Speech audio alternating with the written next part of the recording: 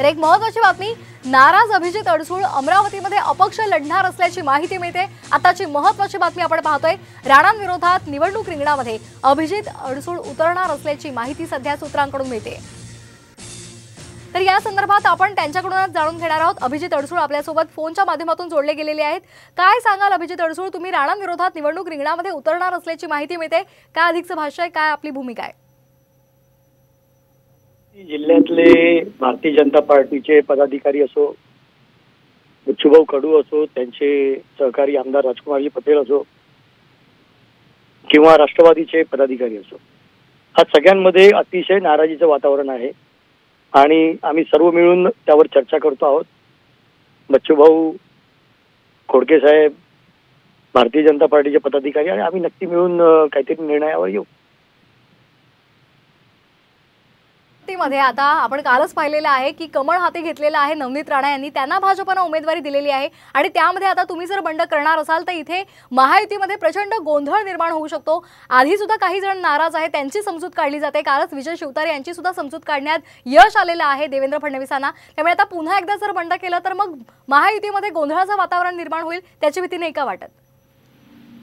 बघा, सगळ्यात महत्त्वाचं, आपण कुठला उमेदवार हा रिंगणात असावा हे सर्व पक्षीय आज कुठेतरी सगळ्या पक्षांचं मिळून सरकार आहे आणि त्यामुळे सगळ्यांना विश्वासात घेऊन कुठेतरी निर्णय दिला गेला पाहिजे। परवा सुद्धा बच्चूभाऊ आणि आम्ही माननीय मुख्यमंत्र्यांशी चर्चा केली। मुख्यमंत्र्यांनी देखील सांगितलं की मी पुढे तशा पद्धतीने, कारण भारतीय जनता पार्टीचे सर्वच्या सर्व पदाधिकारी नागपूरला माननीय देवेंद्रजी आणि बावनकुळे साहेबांना भेटण्यासाठी गेले होते की आमचा विरोध आहे, कुठल्याही प्रकारे यांना तिकीट देऊ नये। आणि जिल्ह्यातल्या प्रत्येक कार्यकर्ता आणि पदाधिकारी आज प्रत्येकाला ज्या पद्धतीची वागणूक राणा दाम्पत्याकडून मिळाली, खास करून भारतीय जनता पार्टीचे सुद्धा पालकमंत्र्यांना प्रत्येक वेळी पालकमंत्री, त्यांच्या पदाधिकारी, वरिष्ठ पदाधिकाऱ्यांची घरं फोडणं, ऑफिस तोडणं, होबाळीत मारणं, म्हणजे हा सहज म्हणजे जी गुंडाराज असतो तो चालला होता त्या ठिकाणी। आणि म्हणून हा कुठेतरी लोकांमध्ये एक रोष, सगळ्या पदाधिकाऱ्यांमध्ये रोष होता। परंतु ते रोष लक्षात न घेता कुठेतरी ती जाहीर झाली। आतापर्यंत सांगितलं गेलं होतं की वरून ती जाहीर होईल, परंतु एवढा विरोध असताना देखील आणि खास करून जात प्रमाणपत्राची निकाल त्या ठिकाणी सुप्रीम कोर्टामध्ये 28 तारखेला पूर्ण सुनावणी संपली आणि 14 दिवसाचा वेळ सुप्रीम कोर्टाने दिला होता, परंतु अजूनपर्यंत तो निकाल दिला गेला नाही, याची मोठी खंत माझ्या मनामध्ये आहे।